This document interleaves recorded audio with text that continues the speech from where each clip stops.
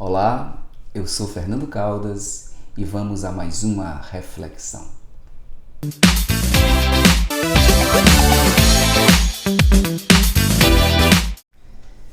Das coisas que a vida me tem permitido revelar, uma delas me chama especialmente a atenção, que é a descoberta de que todas as minhas convicções, todas as minhas crenças, tudo aquilo que eu tinha como real, como plausível, está equivocado.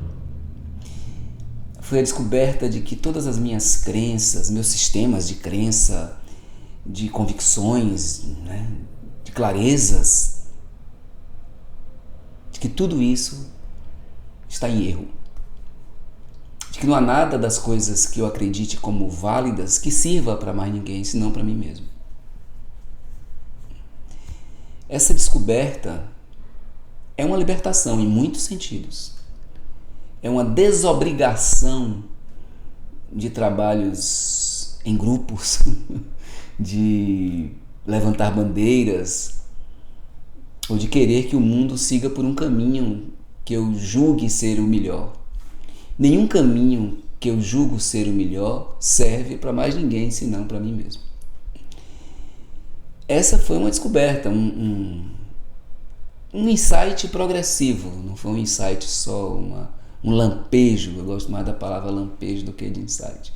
Não foi um lampejo assim, único, mas um processo gradual de pequenos lampejos, até que um dia eu disse, poxa, é tão simples, né? É tão simples perceber que esse decodificador que eu chamo de indivíduo, primeira pessoa, é limitado ao extremo.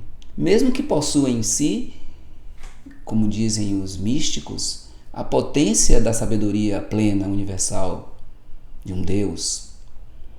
Mas o próprio limite do indivíduo, a própria ruptura, o próprio corte que é o indivíduo no contexto cósmico, faz com que ele não tenha a capacidade de expressar, por mais que tenha, uma sabedoria mais profunda. Somos limitados a nós mesmos, o que é uma coisa que parece óbvia. Ora, esse limite de nós a nós mesmos nos impede de atingir uma verdade que seja plena. E mesmo que a atinjamos, nos impede de expressá-la.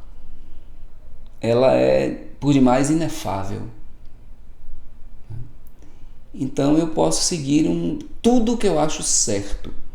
Todas as minhas convicções ideológicas, éticas, estéticas, eu posso segui-las, sou livre para isso e devo até segui-las.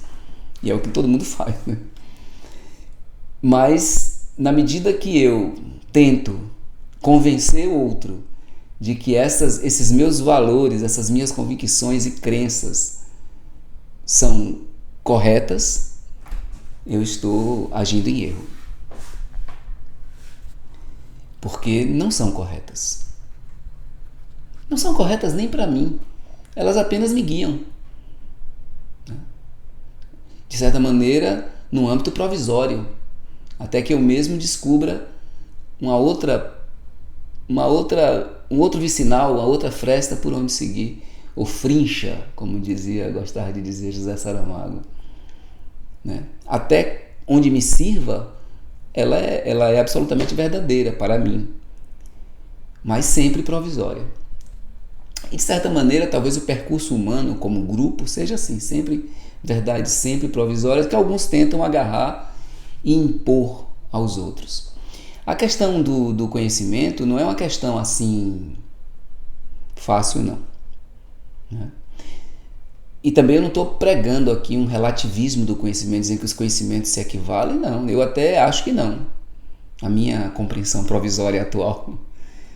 Eu acho que existem verdades mais elaboradas, fruto até de processos árduos dos pensadores de todos os tempos. Quando os gregos, por exemplo, os gregos antigos, eles têm uma necessidade de buscar uma matriz material geradora daqueles processos todos, né? Essa necessidade de ter um agente causal, isso é extraordinário, né? Porque viu-se que eu examino um determinado fenômeno, mas esse fenômeno que eu estou examinando, ele me leva a um outro fenômeno, o que nos faz pensar num fenômeno anterior a ele, e no anterior ao anterior, num processo, numa profusão, né, infinita. Mas o infinito pressupõe um agente primeiro, né? Então, quando aqueles que se chamavam de jônicos começam a buscar o que eles chamavam de arquê, né? Quer dizer, uma realidade pré-existente ao mundo existente, eles estavam construindo a ciência. Estavam, por assim dizer, querendo encontrar realidades que fossem universais. Porque embora, né, eu comecei a fala dizendo que tudo aquilo, os meus sistemas de crença, eu sei que eles são falsos, porém, há verdades que, para mim e para qualquer um, hoje são insofismáveis.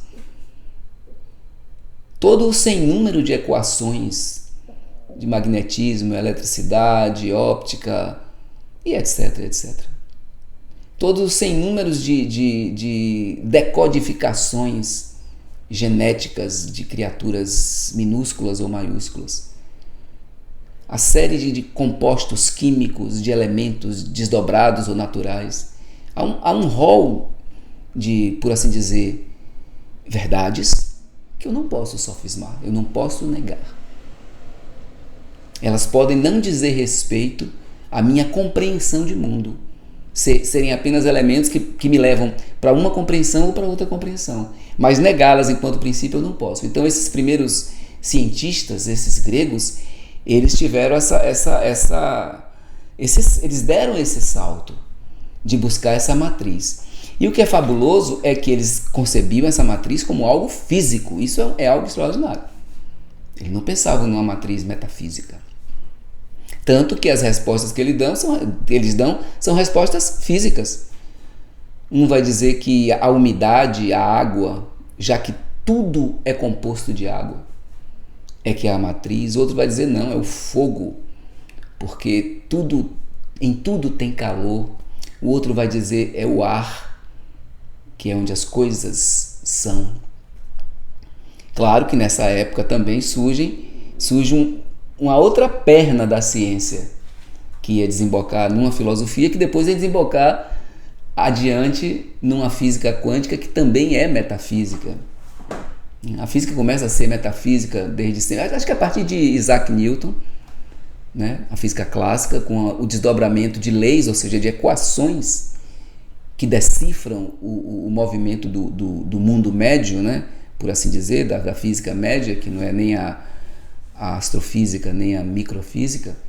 Todo esse quadro matemático tem um viés metafísico muito sério, que começa lá com os filósofos que queriam também uma explicação, não apenas física dessa matriz, mas uma explicação metafísica, enfim, os que buscam saber a questão do ser, da matriz do ser. Tem até um dilema entre dois filósofos nessa época, que é um dilema que persiste até hoje, que é: o ser se move ou o ser é imóvel? Um deles vai dizer, claro que se move, porque tudo é mudança, tudo é movimento. O rio e o banhista, ambos mudam e não podem nunca mais se encontrar.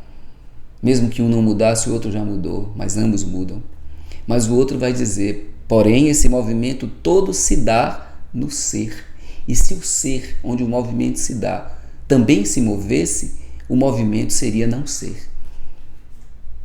E o ser precisa ser.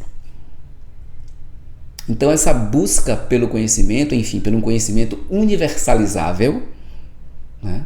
E ela não começa com os gregos, ela começa de uma forma elaborada numa lógica racional a partir dos gregos. Antes não precisava-se dessa lógica racional. Se num templo fenício, ou egípcio, ou africano se fazia um ritual e isso é explicado de uma forma ritualística, não precisava de uma explicação com proposições e premissas. Era desnecessário porque isso entrava de uma forma imediata na compreensão. Mas os gregos queriam mais do que isso. Eles queriam, além da compreensão, além da vivência de uma verdade, enfim, além da sabedoria, eles queriam a episteme. Eles queriam uma sabedoria universalizável, que é a proposição da ciência. A boa ciência, a ciência com a visão mais ampliada, ela não vai negar nunca a importância de um xamã, de um curandeiro, a importância dos navegadores intuitivos que se baseavam em estrelas, dos que fazem previsão de tempo a partir de sintomas no próprio corpo. O bom cientista não vai negar isso, mas ele vai querer um sistema que torne isso universal, que torne essa previsão acessível a qualquer um que estude meteorologia, que torne a navegação qualquer um que conheça astronomia, e por aí vai. Essa é a grande virtude que está lá nos pré-socráticos, de querer sistematizar o conhecimento para que ele seja plausível a todos. Então, quando a gente chega, por exemplo, no dilema já da modernidade, séculos depois, milênios depois, quando surgem os racionalistas, os chamados racionalistas ou idealistas e os empiristas, é quando esse dilema ganha força maior, né? Aqueles que dizem, não, o mundo, ao contrário do que desde os gregos se dizia, o mundo, a realidade, ela não é em si mesma. Ela é uma interpretação de quem a observa. Então esse é o grande salto na modernidade, essa percepção de que há um sujeito investigando o mundo, investigando a realidade do mundo. E não é um investigador passivo, é um investigador que co-constrói esse mundo observado.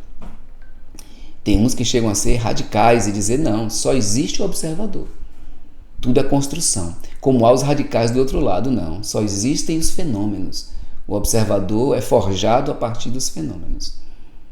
Um outro pensador propôs uma síntese, propôs um modelo em que diga existe fenômeno e existe essência. E colocou outro nome para a essência diferente de fenômeno.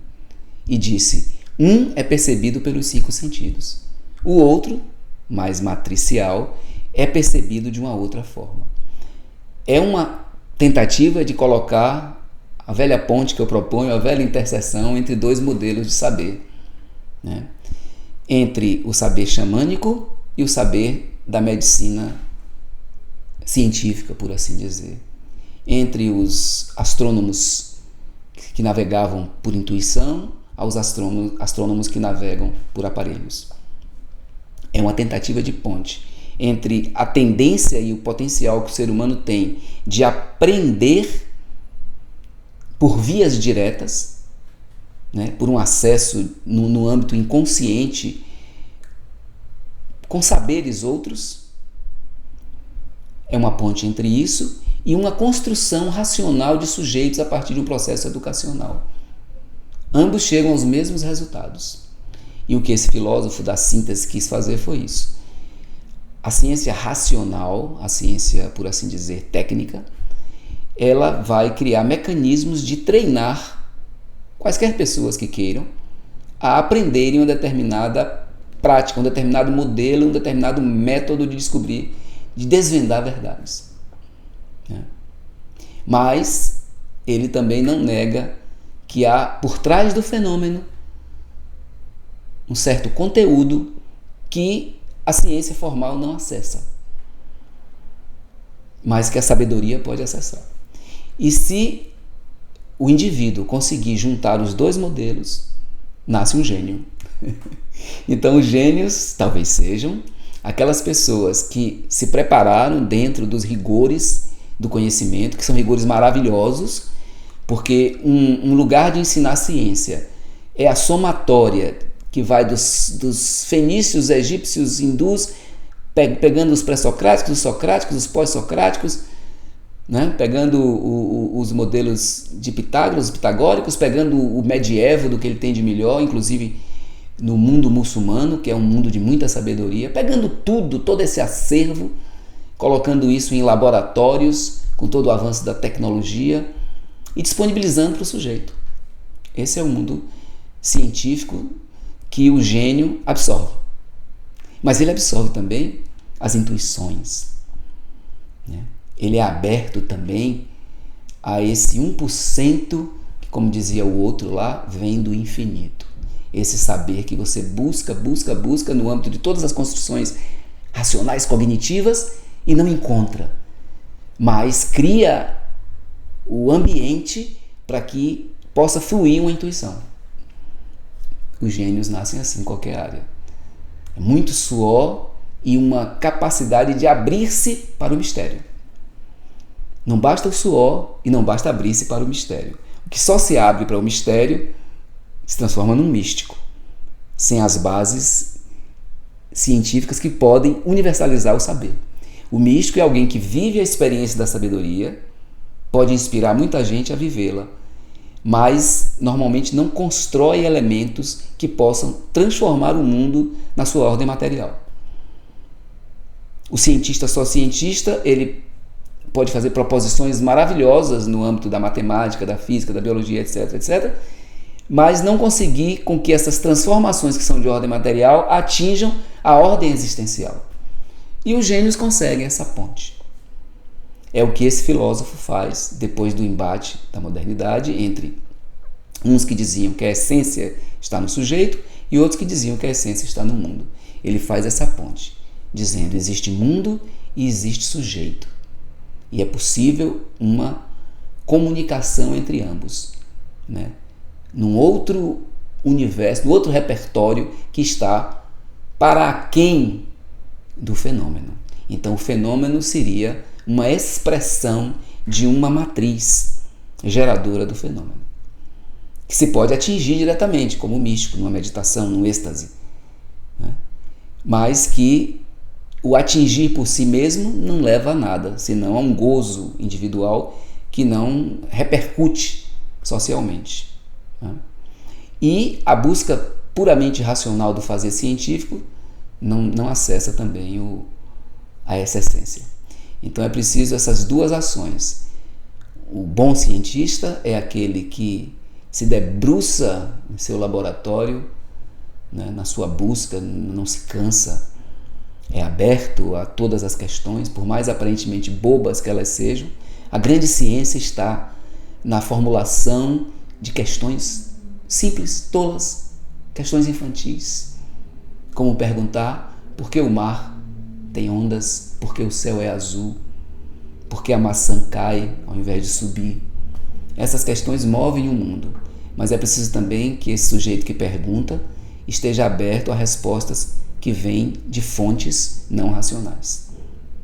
Portanto, concluindo, essa descoberta que eu fiz de mim mesmo, de que tudo, que as minhas convicções são todas erradas, espero que me conduza a novos erros. Ok? Até o nosso próximo vídeo, a nossa próxima reflexão. Fiquem em paz.